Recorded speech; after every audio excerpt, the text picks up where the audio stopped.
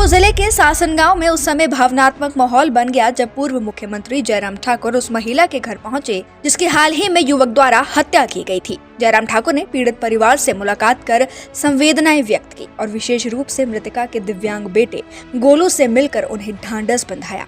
इस दौरान वो भावुक हो उठे और कहा कि यह अत्यंत दुखद क्षण है।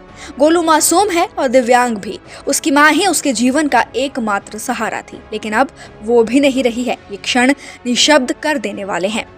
उन्होंने बताया कि स्थानीय विधायक आशीष शर्मा ने न केवल परिवार को आर्थिक सहायता प्रदान की है, बल्कि ये भी आश्वासन दिया है कि वो हर महीने 3000 की मदद से गोलू के पालन पोषण की जिम्मेदारी उठाएंगे। जयराम ठाकुर ने कहा कि परिजनों ने आरोपी को लेकर कई महत्वपूर्ण बातें साझा भी की है, जिनका सरकार को विधि अनुसार संज्ञान लेना चाहिए। उन्होंने ये भी कहा कि मामले की जाँच में किसी भी तरह की लापरवाही नहीं होनी चाहिए और सरकारी कार्रवाई से परिवार को न्याय और संतुष्टि मिले, ये प्रशासन को सुनिश्चित करना चाहिए। बहुत दुखद घटना ये है और अजीब तरह की घटना घटित हुई है। और एक जो महिला जिसके ऊपर एक लड़के ने बता रहे हैं कि भी जो बात किए हैं गर्दन में, सिर में, उसके पश्चात जो है वो उपचाराधीन थी पीजीआई में, लेकिन उसके बाद सर्वाइव नहीं कर पाई, उनकी दुखद मृत्यु हुई।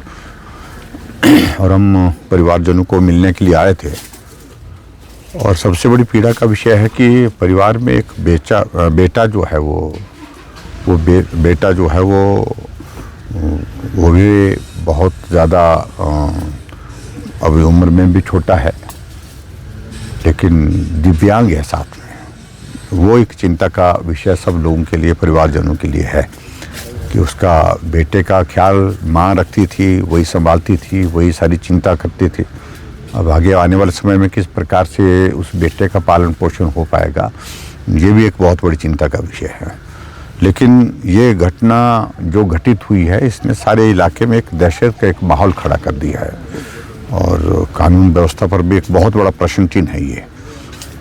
कुल मिलाकर के हम इस सारे मामले में यही कहेंगे कि इसके सारी प्रॉपर इन्वेस्टिगेशन और परिवारजनों को भी उस इन्वेस्टिगेशन से संतोष हो, मतलब सेटिस्फैक्शन हो, ये बहुत लाजमी है। पीड़ित परिवार की बात हमारे साथ हुई है और यहाँ के जो हमारे विधायक आशीष जी साथ हैं, उन्होंने मदद भी की है उनको। और उसके बाद उन्होंने तय किया है कि बेटे के लिए हर महीने का मैं 3000 रुपये जो है अपने इसकी ओर से अपने निजी इसमें से उनके अकाउंट में मदद के रूप में डालता रहूँगा। लेकिन इसके अलावा और जो चीज़ें, जो कानूनी पक्ष है इसका, उन सारी चीज़ों पे मुख्यमंत्री को खुद संज्ञान लेकर के जो आवश्यक कार्यवाही बनती है, वो सारी चीज़ों को लेकर काम करना चाहिए। ये सुझाव परिवार की ओर से आया है और स्वाभाविक रूप से परिवार वाले इस वक्त बहुत आहत हैं और पीड़ा में हैं और उनकी ओर से इस प्रकार के भाव आए हैं। लेकिन ये कानून का एक विषय है जिसका कानून के बारे में फैसला सरकार को करना है, केंद्र सरकार को करना है, प्रदेश सरकार को करना है।